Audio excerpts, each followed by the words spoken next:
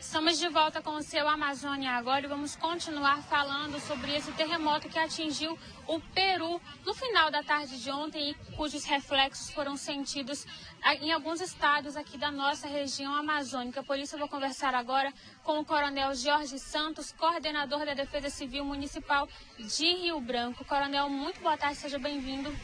Boa tarde a todos os telespectadores do Amazonsat. Satisfação estar aqui mais uma vez para trazer alguns esclarecimentos com relação a esse abalo sísmico que ocorreu no Peru e que a gente sentiu algumas consequências dele aqui no nosso estado. Coronel, como é que está sendo o acompanhamento de vocês aqui, as autoridades acreanas envolvidas em todo esse processo?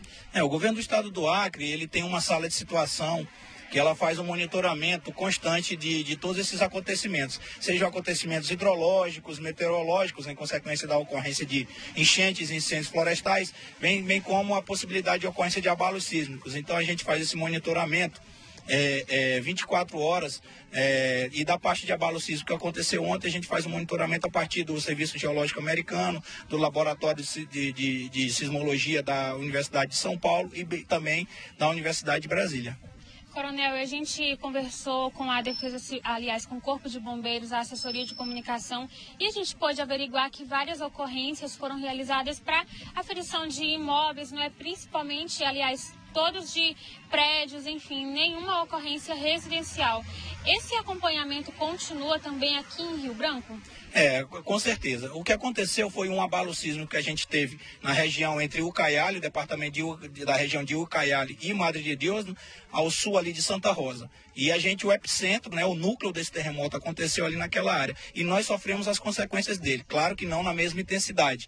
Lá foi de 6,9 o primeiro, com uma réplica alguns minutos depois que chegou a 7,5. Um tremor, um abalo sísmico considerado forte. Para a gente ter uma ideia, o do Haiti foi 7,2 e matou 200 mil pessoas. Então, a gente, nesse contexto aqui em Rio Branco, a gente sentiu uma consequência dele, principalmente nas edificações verticais, nos prédios, onde aconteceram, a percepção foi bem maior e a gente notou a movimentação de imóveis, dos lustres, das luminárias das casas. Então isso foi perceptível pela população, bem como até mesmo chegou a ter perda de senso de orientação das pessoas em virtude da movimentação.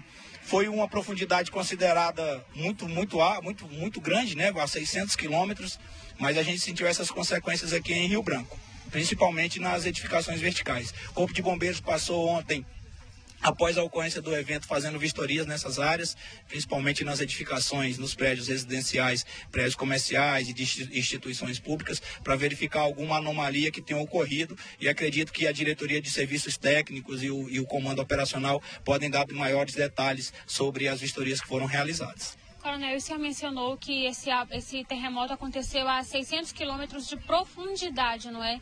Só para que o pessoal de casa tenha uma noção do que representa isso, é como daqui até Porto Velho, não é? E se esse abalo tivesse acontecido um pouco mais próximo da superfície, com certeza o impacto aqui no estado, no Amazonas, em Rondônia, teria sido muito maior. A profundidade é uma das variáveis que a gente observa para delimitar ou não a intensidade e o grau em que a onda sísmica pode atingir os demais locais vizinhos.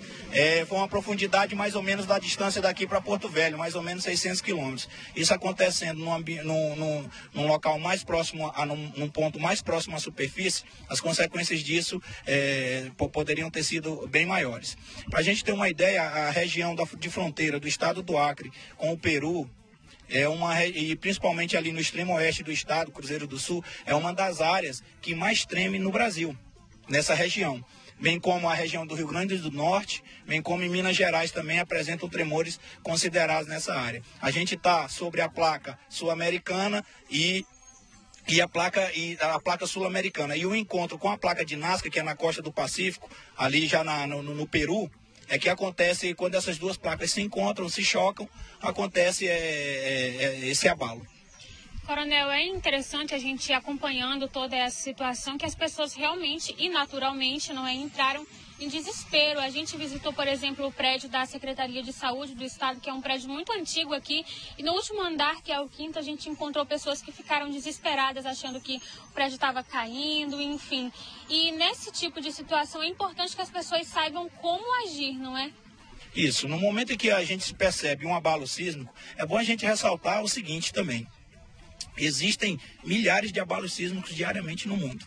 E de acordo com a intensidade, às vezes a gente pode nem perceber. Esse de ontem foi imperceptível. Ficou claro, o primeiro de 6,9 e o segundo de 7,5 minutos depois. Ao perceber a ocorrência, né, a evidência de algum abalo sísmico, isso pode ser percebido pela nossa perda de orientação, movimentação de móveis, movimentação de luzes, luminárias.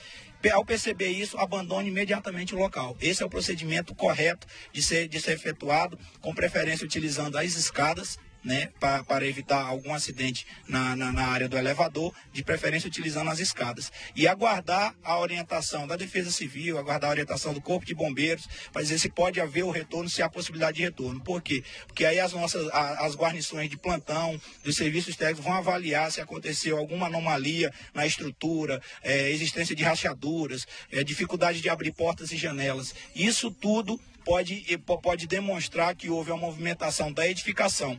Mas o procedimento principal é, ao perceber um tremor de terra em edificações verticais, seja ela de natureza comercial, seja ela de natureza residencial, abandonar o local até que tenha uma sensação de segurança para que o retorno seja possível. Coronel, então, muito obrigada pela sua participação, e vale lembrar sempre, que em uma situação como essa é importante acionar o Corpo de Bombeiros através do 193, não é? Exatamente, o Corpo de Bombeiros ele tem a sua equipe de 24 horas de plantão, pronto para, em condições de estar atuando nas atividades mais emergenciais, bem como a Diretoria de Serviços Técnicos, que faz uma avaliação posterior, até mesmo no momento, para verificar alguma anomalia na estrutura das edificações que porventura tenham sido atingidas. Muito obrigada pelos esclarecimentos, e a você que nos acompanha, quero saber como é que foi esse momento para você, se você sentiu esses tremores, seja no Acre, em Rondônia ou até mesmo no Amazonas. Manda uma mensagem para a gente pelo WhatsApp, o número é 68 8111 3302. Mande seu recadinho que a gente vai ler ao vivo, porque chegou a hora de mais um intervalo e daqui a pouquinho a gente volta com mais informações no seu Amazônia Agora. Não sai daí não, hein? Oferecimento Prefeitura de Boa Vista. Trabalhar e cuidar das pessoas.